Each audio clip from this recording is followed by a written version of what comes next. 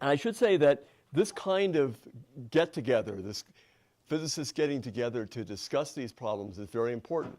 The people we have here for this meeting, and I think for all of the winter meetings, they're physicists that are coming from all over the world. And in our work, in trying to understand how nature works, it's very important that we get together and talk to each other and figure out what we're, exchange ideas, exchange techniques, and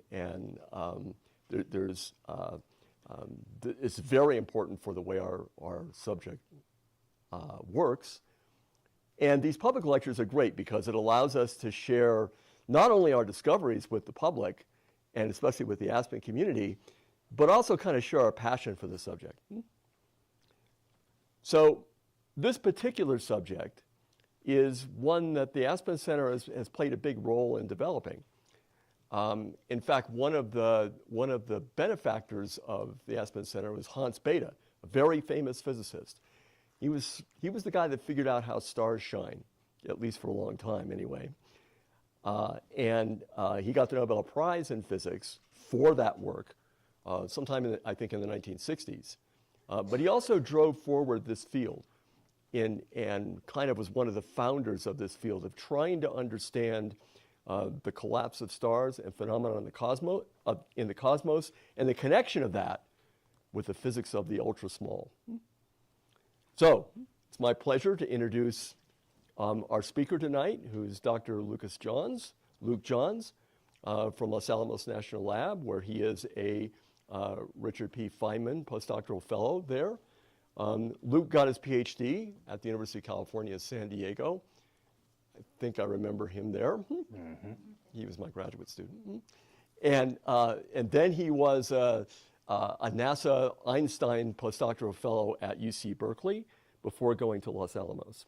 So Luke, is one of the young drivers of this exciting field. We have many of them gathered here this week, and Luke is going to tell us about the connection between these mysterious particles and the cosmos.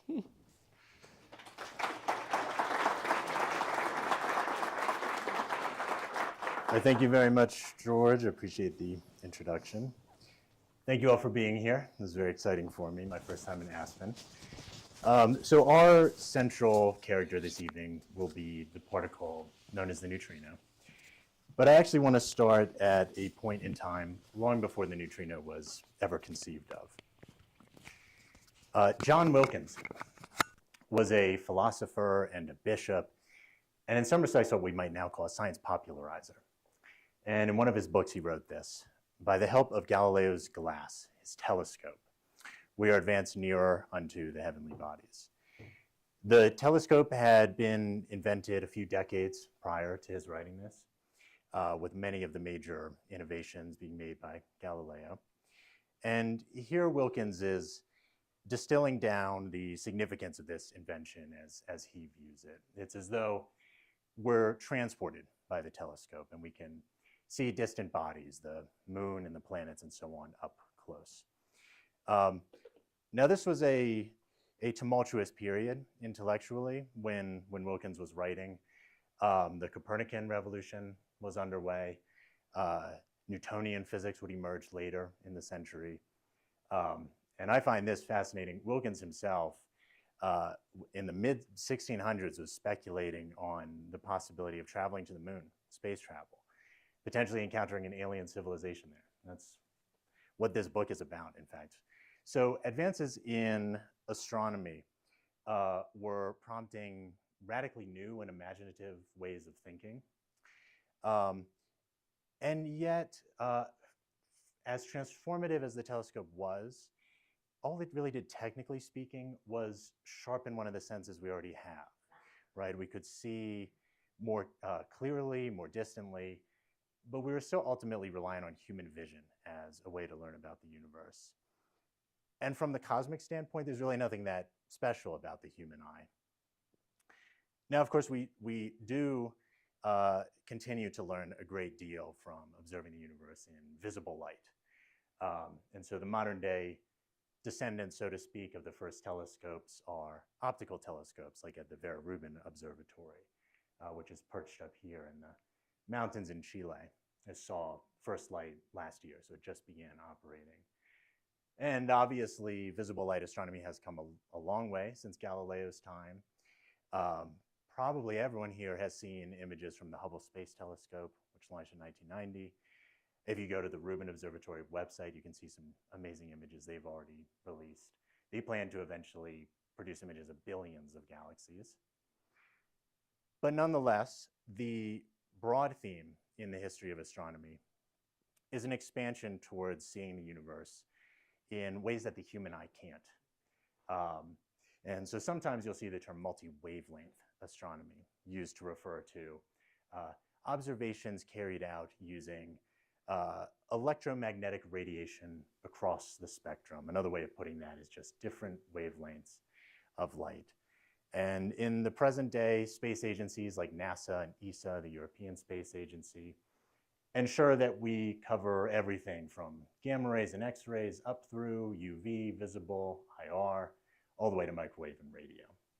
And this figure is from 2013, so it's missing some of the newer NASA observatories like James Webb, the James Webb Space Telescope. So this is multi-wavelength astronomy, but our context is even broader than that. Our context is multi-messenger astronomy, where we also use things other than light, other than electromagnetic radiation to learn about the universe. So photons are another word for electromagnetic radiation or light. For our purposes, these terms are all interchangeable. But what are these other newer messengers? So here we have the photon. We also have cosmic rays like the proton, neutrinos, this will be our main subject, and gravitational waves. And these are all complementary to one another. They have different advantages and disadvantages in astronomy. Cosmic rays are charged particles like the proton. They're relatively easy to detect. The problem for them is they tend to get deflected on their way to Earth, so they don't point directly back to their source the way the other messengers do. Gravitational waves and neutrinos are essentially the opposite. They emanate directly from some of the most extreme and interesting events in our universe. They carry information that photons don't. The downside for them is they are incredibly difficult to detect, incredibly difficult. And yet, over the past 10 years or so, there's been some groundbreaking progress in this area. In 2015, the gravitational waves were detected for the first time in history. This is a feat that was once inconceivable. Gravitational waves are tiny ripples in space-time, the fabric of space-time, due to things moving around. In this case, in the 2015 event, there was two black holes spiraling into each other and merging to form a larger black hole. Then 2 years after that, so in 2017, came the first detection of gravitational waves along with other messengers. And so the messengers here were photons. We had gravitational waves and photons detected from the same source out in space. And this event is called GW 170817. It's one of the most celebrated instances of multi-messenger astronomy. And instead of two merging black holes, the source here was two merging neutron stars, which are the densest objects in the universe apart from black holes. So this figure on the image on the left is just a visualization of one of these events. The image on the right is an aerial view of the Livingston, Louisiana location of the LIGO experiment. LIGO stands for Laser Interferometer Gravitational Wave Observatory. And basically, there are these two arms that stretch out from this central station. And as gravitational waves pass by, as they move through this part of the Earth, the lengths of those arms are very, very slightly changed. And the experiment is sensitive to those changes. It picks up on these ripples in space-time. One of the things that's interesting about merging neutron stars as opposed to merging black holes is that in neutron stars, matter exists in one of the most extreme states. The density inside a neutron star can be 10 to the 14, that's 1 followed by 14 zeros, times the density of water, or really of anything that we encounter in our daily lives. And there's a lot we don't understand about matter under such exotic conditions. So there's great interest in learning more about exactly these types of events. And all this groundbreaking progress in gravitational wave astronomy has been paralleled by similarly major strides in neutrino astronomy. And here as well, the progress has been propelled by the construction of these new detectors that do astronomy, but they really push the concept of the telescope to forms that were truly unimaginable in Galileo's time. Here are two examples: IceCube Neutrino Observatory and KM3Net, the kilometer cubed neutrino telescope. By the way, you don't need to keep track of all these experiments. In this first part of the talk, I just want to give a sketch the state of the art in this field. So again, these are two cutting-edge neutrino observatories, and they're quite amazing. Both of them use the natural environment as the detection material. So for IceCube, that's the ice of Antarctica. That's the ice is the thing that neutrinos interact with. So you have neutrinos streaming in from some distant astronomical source. They pass through the ice. Some of them interact with it. And then there are these long strings of detectors reaching down into the ice. They go more than a kilometer into a glacier in Antarctica. And this figure is illustrating how those detectors pick up a certain glow that's produced when neutrinos interact with the ice. And then the operating principle for KM3Net is pretty similar, except they use water. So you have these detector strings that are anchored to the bottom of the Mediterranean Sea. Neutrinos come in and interact with the water. And similarly, there's a certain glow that the detectors pick up. So those two experiments have been detecting astrophysical neutrinos. But for most of the detections, we actually don't know what the sources are. And so there are big unanswered questions here. For example, just last year, KM3Net announced the most energetic neutrino ever observed. Its energy was possibly in excess of 100 PeV, that's peta-electron volts, a unit of energy, which for point of reference is about 10 to the 15 times more energetic than the photons coming to us from the sunlight. So this detection has generated a lot of buzz because there are various proposals, but no one knows what is creating neutrinos of such extraordinarily high energy. So the point is this: we're in the era of multi-messenger astronomy, and the progress is in large part motivated or coming from advances in the detection of gravitational waves and neutrinos. The thing that I haven't mentioned yet is that when we do astronomy using neutrinos, we have to contend with the fact that the neutrino is a rather unusual particle. And it's unusual in ways that touch on some of the most profound aspects of quantum mechanics. And so that's actually the story I want to tell tonight in the rest of this talk. So we've gotten a glimpse of where things stand in 2026. Now I want to go back in time and tell the story of how we got to this point. Which brings us to part two, and this quote from the great physicist Wolfgang Pauli. He said, "Thus, dear radioactive people, scrutinize and judge." This is something he wrote in a letter in 1930 to the attendees of a conference that he wasn't able to make it to in person. And in this letter, he proposed the existence of the neutrino on the basis of certain anomalies related to radioactivity. Physicists back then were not eager to do this kind of thing, invent a new particle, particularly not in this case, because at the time it actually seemed doubtful that the particle Pauli was proposing could even be detected. And so even though Pauli is one of the most esteemed physicists of the 20th century, he put forward this idea in a way that's kind of playful, almost sheepish, like he was a bit embarrassed to even be making the proposal. And again, the context for the proposal was radioactivity. And so what we mean when we talk about this is the spontaneous decay of atomic nuclei, the nuclei of atoms, which is a process that emits some kind of radiation. So nuclei spontaneously decay and emit some kind of radiation.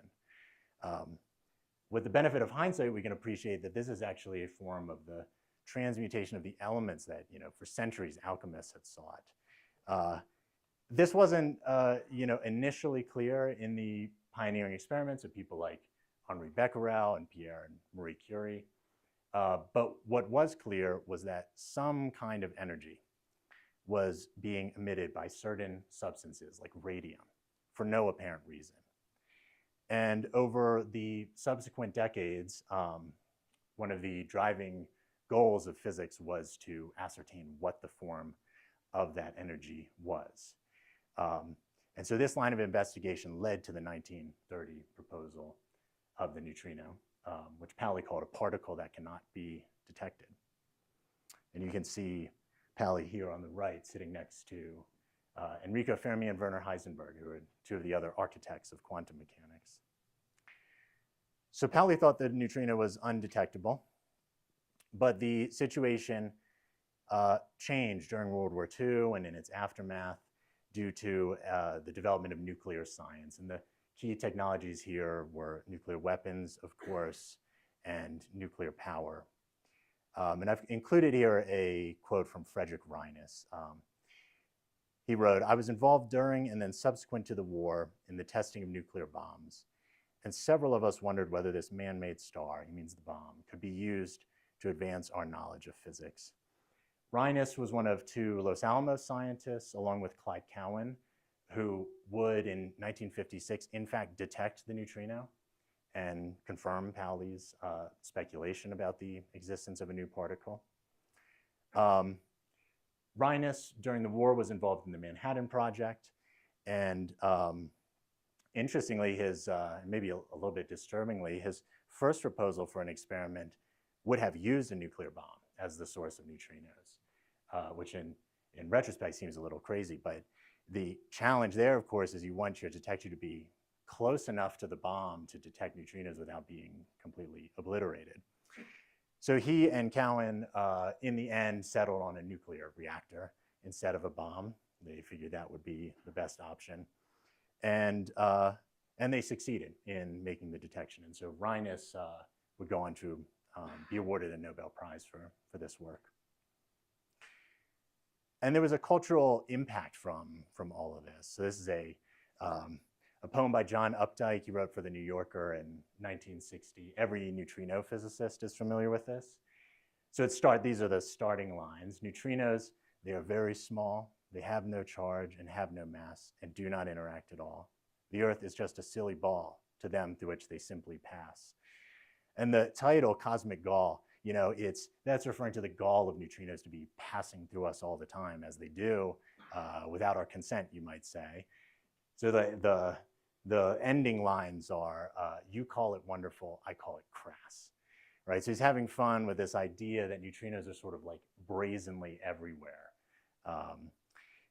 But notice also the assertion that neutrinos have no mass. In this, he was echoing what physicists believed at that time, but we'll come back to that. That'll be an important point.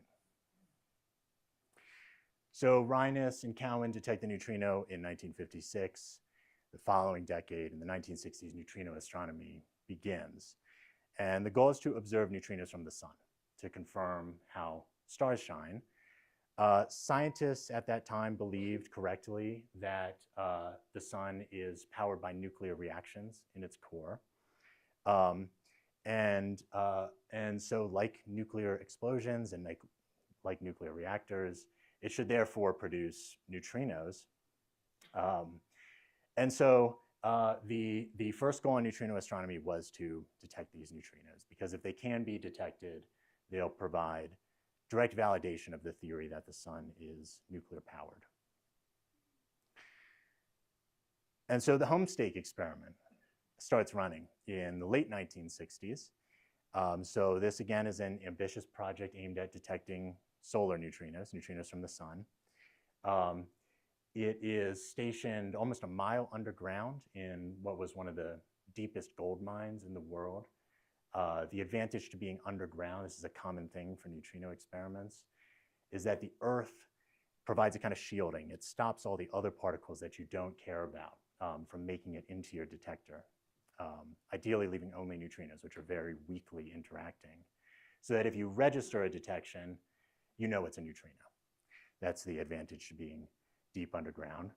And we can look at this cartoon to get a better sense of how solar neutrinos are being produced. So the core of the sun has a lot of hydrogen nuclei, or protons, are the same thing.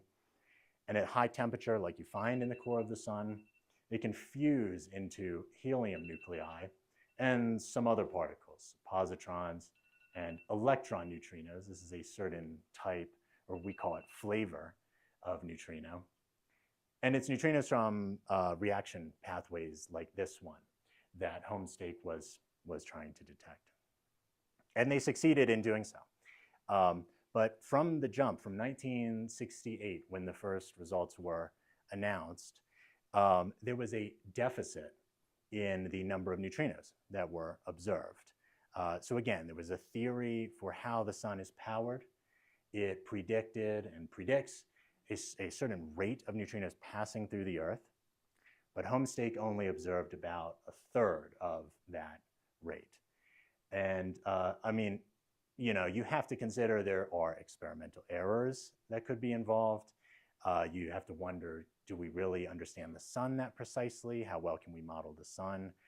There are all sorts of relatively mundane ways that this anomaly of missing neutrinos could have been resolved. But instead, the puzzle lasted for 30 years. 30 years came to be known as the solar neutrino problem. And it turned out that the issue was not with the experiment. It was not with the sun. It was with the neutrino. And to understand what the resolution was to this long-lasting mystery, we first have to understand one of the most revolutionary and worldview altering ideas to come out of quantum mechanics. So Heisenberg had a particularly confronting way of putting it. He said, what we observe is not nature itself, but nature exposed to our method of questioning. This is one expression of the uncertainty principle. You know, the idea is uncertainty, indeterminacy is a fundamental feature of the quantum world. And reality is, in a sense, shaped by what we are able to and choose to ask about it. And this attribute of quantum mechanics is illustrated in one of the most famous experiments in quantum history, the double slit experiment. So I'm going to have a brief digression to talk about this before connecting it to neutrinos. So by the 1800s, if not earlier, it was understood that if waves impinge on a screen, you have waves passing from left to right.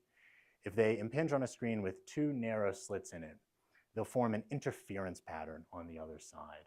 So what this means is that if you're dealing with waves of light, for instance, you'll get alternating bright and dark bands on the other side of the screen. And that's due to interference of the parts of the wave that pass through the upper slit and the parts that pass through the lower slit.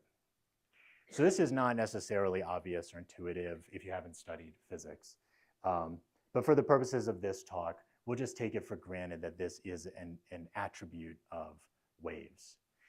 And pioneers of quantum mechanics have used this fact to test whether particles are fundamentally wave-like. And this is, in fact, a test of the uncertainty principle, because waves, in general, don't have certain locations. They have an uncertainty in their position. You can just think of a wave in the ocean, right? There's no point where you can say, this here is the location of the wave. They're spread out in space. And the uncertainty principle alleges that everything is like this. So matter is wave-like.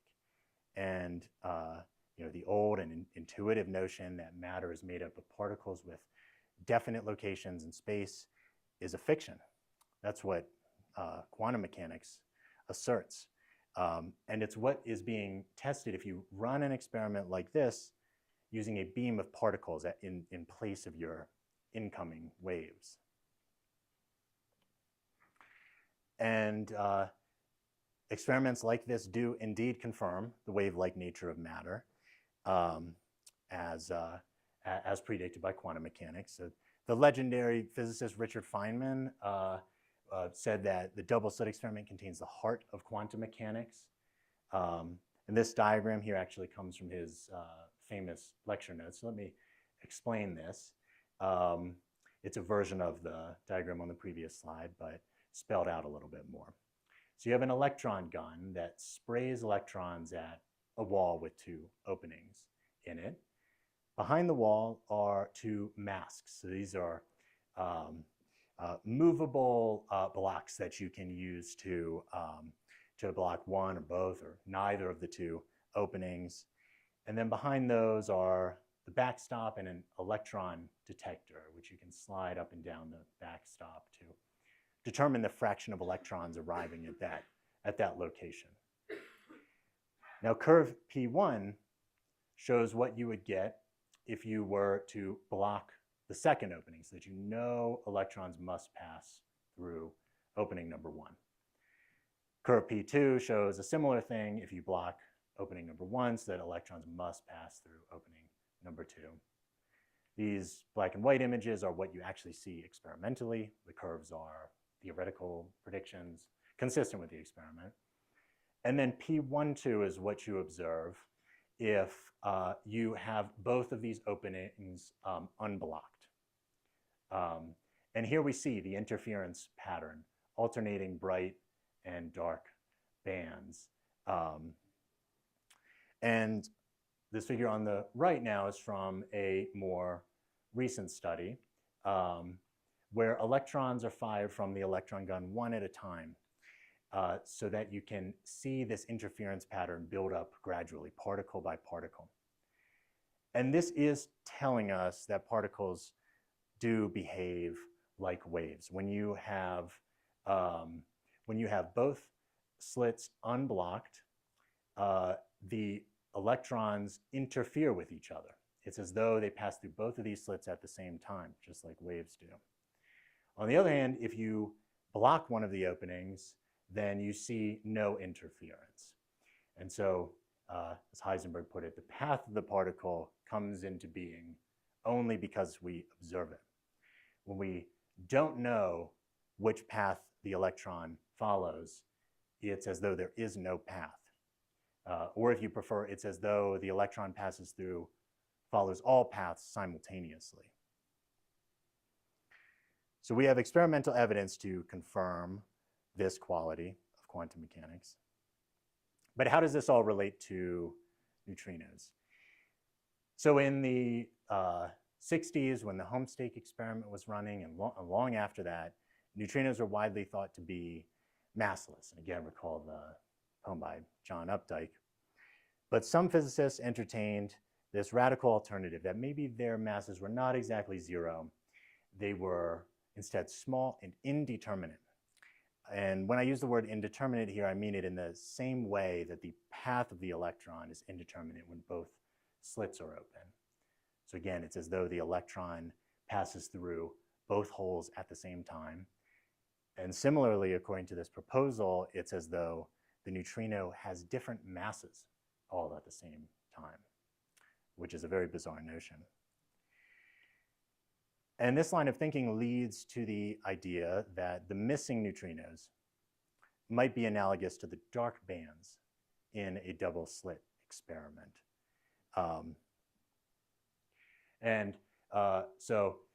Again, the idea is that a neutrino does not have a single mass. It possesses multiple masses at the same time. More specifically, the proposal is that there are 3 masses. It's a fundamental mystery why there are 3 in particular, but that does seem to be the way things are. And all of these masses are very small. They're smaller than the typical energies of neutrinos. And so in practice, we can never tell the difference between the neutrino of the first mass or the second or the third. And this is very much like the double slit experiment, when we can't tell whether the electron passes through the upper or the lower slit. And so we'll continue with this in our final section. A quote here from John Wheeler: "As our island of knowledge grows, so does the shore of our ignorance." So again, at the end of the 1960s, the solar neutrino problem has arisen. And over the following few decades, a series of new detectors are built in various places around the world to try to follow up on this anomaly that Homestake revealed. Here are two of these, of the most important of these experiments: the Sudbury Neutrino Observatory, which was in Canada, Super Kamiokande in Japan. And so the first experiments that came out, what they did following Homestake was to confirm that there was in fact a deficit of solar neutrinos. So this discrepancy between experiment and theory was real. There was another development happening at this time. By the 1990s, advances in an area known as helioseismology, the study of vibrations of the sun, had all but ruled out the possibility that the solar neutrino problem was due to mismodeling the sun. So in other words, experimental evidence was stacking up that implicated new physics involving the neutrino. It wasn't a problem with the experiments. It wasn't a problem with modeling the sun. It had to do with the neutrino. And the reason I've highlighted these two experiments in particular is because they were intended specifically to settle this matter. What was the issue involving neutrinos? So thanks to these experiments, the solar neutrino problem is finally solved in 2001. And the solution is what I was alluding to before. On a technical level, the key advantage of SNO and Super K over Homestake was that they were sensitive to all kinds of neutrinos, all flavors of neutrinos, whereas Homestake had only been sensitive to electron flavor neutrinos. The other flavors are muon and tau. And as it turns out, the missing neutrinos had not, in fact, disappeared. They turned into these other flavors of neutrinos. In terms of the analogy with the double slit experiment, it's as though SNO and Super K scanned over bright and dark regions, whereas Homestake had only looked in the dark regions and thus concluded that there were too few neutrinos. If you only, in the double slit experiment, if you only measure the number of photons, the intensity of light in the dark bands, you'll be led to believe that there are missing particles. There's missing light. When in reality, what's happened is that due to interference, it's been redistributed elsewhere. It's gone into the bright bands. SNO and Super K looked at the bright bands as well. And so this, this analogy between neutrinos and double slit experiments is really getting at the essence of a phenomenon called neutrino oscillations. It's intrinsically quantum and intrinsically tied to the uncertainty principle. And experiments, neutrino experiments today, can actually show us these dark-bright interference patterns themselves. In other words, we can see oscillations in the data. And here the data are coming from an experiment called CAMLAND. This was also in Japan, is also in Japan. But unlike the other experiments we were talking about, this was not outfitted to detect solar neutrinos. It was outfitted for nuclear reactor neutrinos, which you may remember was the original source used by Reines and Cowan to detect the neutrino in the first place. So we've sort of come full circle in this area. So this whole saga of the solar neutrino problem has produced 4 Nobel Prizes. They've been awarded to the leaders of the various experiments we've talked about: Ray Davis for Homestake, Masatoshi Koshiba for Kamiokande, and Takaki Kajita for its successor, Super Kamiokande, and Art McDonald for SNO. And again, the solution in the end was that neutrinos are unlike every other fundamental particle in that they have indeterminate masses. So as we approach the end of this talk, I want to return to where we began. We started by talking about how astronomy has expanded from Galileo's telescope to the era of multi-messenger astronomy, where we learn about the universe using not just visible light, not just X-rays and gamma rays, but gravitational waves and neutrinos. And we've also just heard that the first ever attempt to do neutrino astronomy prompted this decades-long investigation into the quantum nature of the neutrino. Well, as it turns out, these unusual qualities that the neutrino has are even more pronounced in some of the more extreme events in our universe. And maybe the most iconic of all is a supernova. It's an exploding star. So this is a phenomenon that has interested astronomers starting long before the invention of the telescope, and of course going right up to the present day. Our friend Galileo actually lived through 2 of them that were visible to the naked eye. You could see them from Earth just looking at the sky, which is uncommon. You know, a century could easily pass without one such occurrence. But he lived through 2, so it was these 2, named after 2 other famous physicists and astronomers.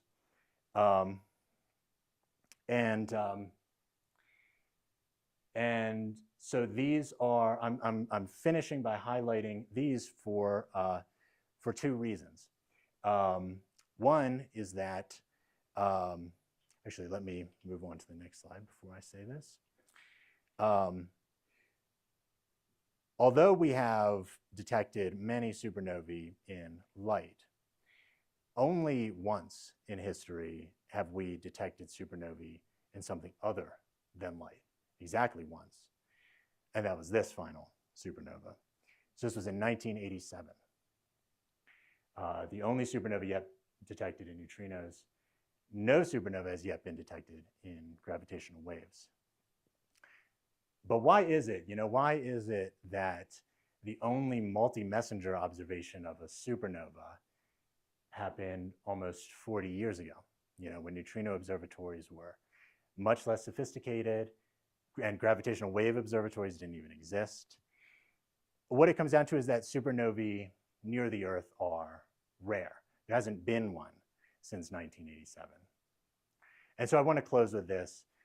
First, because the next multi-messenger detection of a supernova will be a kind of holy grail in this era of astronomy. We may be waiting a while. The expected rate is 1 every few to several decades, consistent with the fact that the last one was in 1987. But when one happens, when the next one happens, we will get an unprecedented view into the inner workings of these phenomena that have inspired astronomers for centuries. The second reason I want to close with this is that we still don't fully understand the quantum mechanics of neutrinos in these settings. So by now we've got it all worked out for the sun and solar neutrinos, as we've talked about. But supernovae are these extreme explosive events, right? It's a star exploding. And in these settings, the notions we've talked about, the uncertainty principle, interference patterns, they're pushed into novel territory that we are still perplexed by. So in other words, neutrino mysteries persist at the frontiers of quantum mechanics and astrophysics. And in this sense, the legacy of the solar neutrino problem continues, but now it's on a grander scale. We're moving out of the solar system, even beyond our galaxy, to objects that lie at the shore of our ignorance. Thank you very much for your time and attention.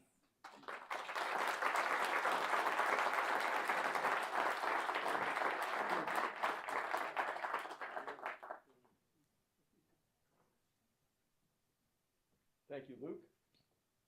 Questions? Are there questions? Yes, in the back.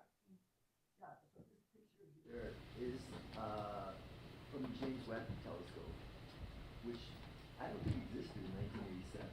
Right. So what's the deal? Yeah. The question is, that picture is from the James Webb Space Telescope, that didn't exist in 1987. So can you explain that? Yeah, it's a great question. So this image is not showing the explosion itself. It's showing the remnant of the explosion. There were detections made at the time, but it's also interesting to look at the supernova now, and this is also true of these. This is, several centuries later. We're still able to see the remnants. It's the material that's been blown out from the star. It's still expanding into space. In the front. Yes, thank you so much. I wondered if you could get back to Eisenhower, because my question about it, thank you so much.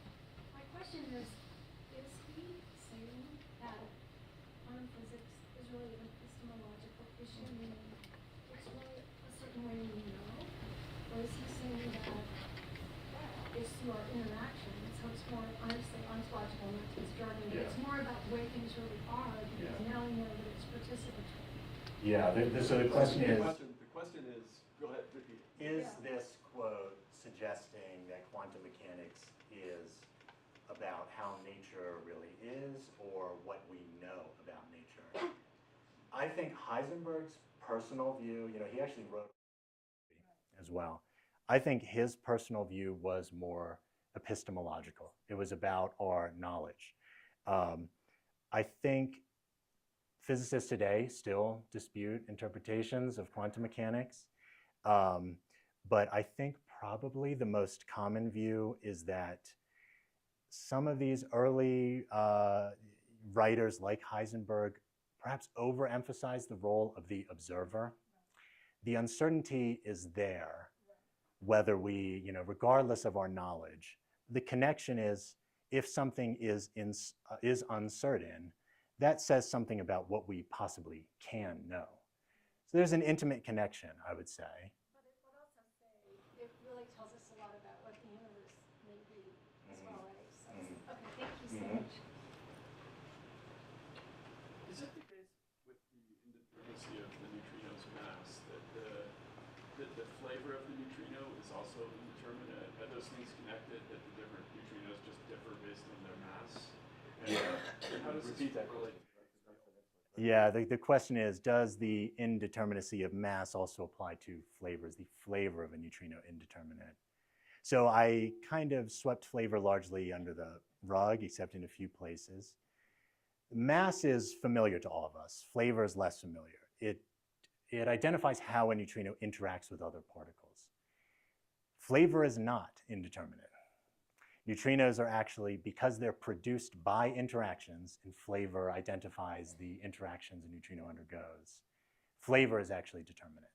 So we'll have an electron flavor actually being produced in the sun, but it is a quantum superposition, if we want to use some jargon, of mass states.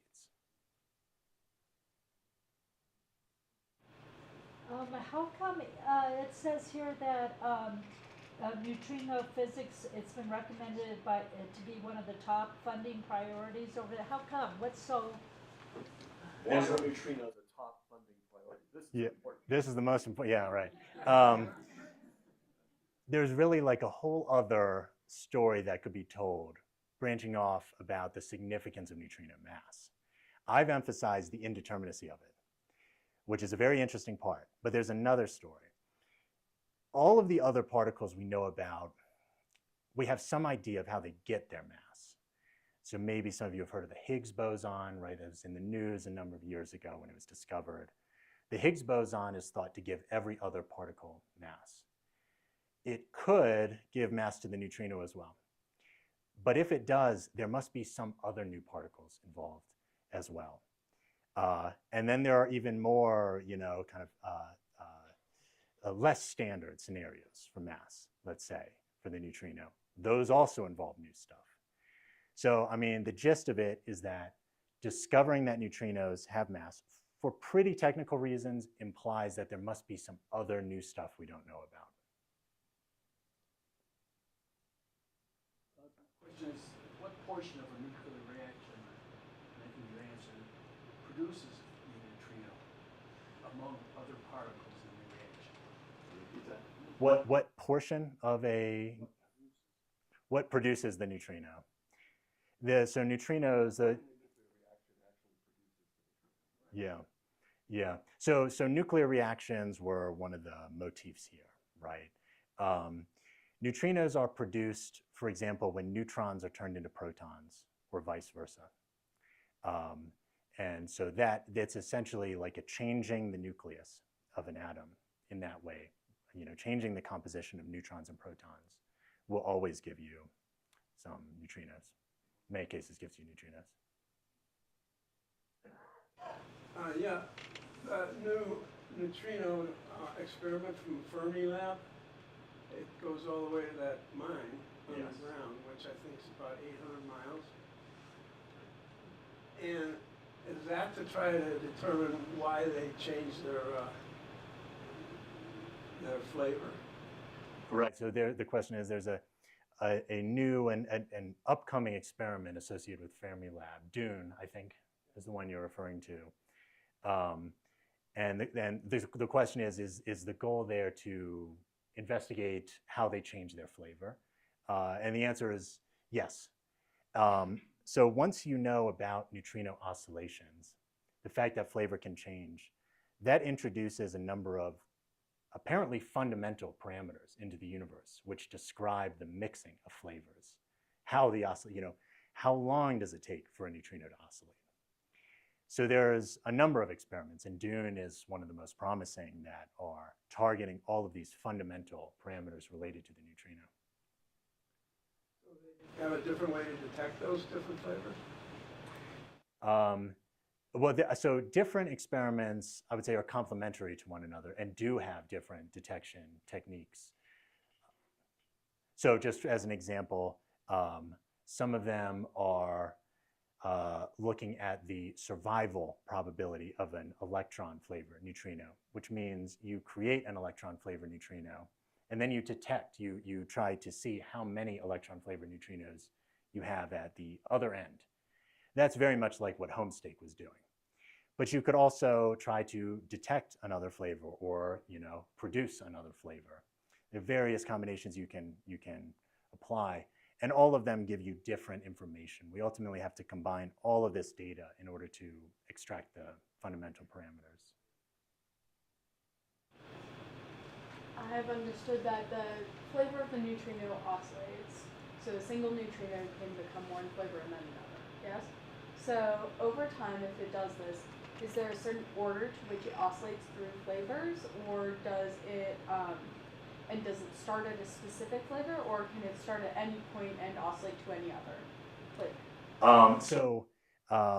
And this actually gives me a chance to refine my answer to a, yes, please. Yeah, please do. So the question is, actually, would you mind re-saying just the final question or the question? It's, does the neutrino start at a specific flavor that it then oscillates through a specific order, or does it start at any place and oscillate in any manner? Great, thank you. Yeah, so the question is, let's say you have a neutrino that's produced an electron flavor. Does it then oscillate into the other flavors in a particular order? Or is there some kind of like disordered way in which it oscillates? So there is order, but it's not as simple as an electron flavor neutrino turning into a muon flavor, then a tau, and then an electron. And I was going to say this allows me to refine my answer to a previous question. You can have indeterminacy of flavor. You can have, again, to use a bit of jargon, superpositions of flavor states, the same way you do of mass states. They're produced in the oscillation process. So I want to distinguish that from an electron flavor neutrino suddenly turning into another flavor. Instead, it's kind of like a mix of the two. And there's an orderly way in which that develops over space or time.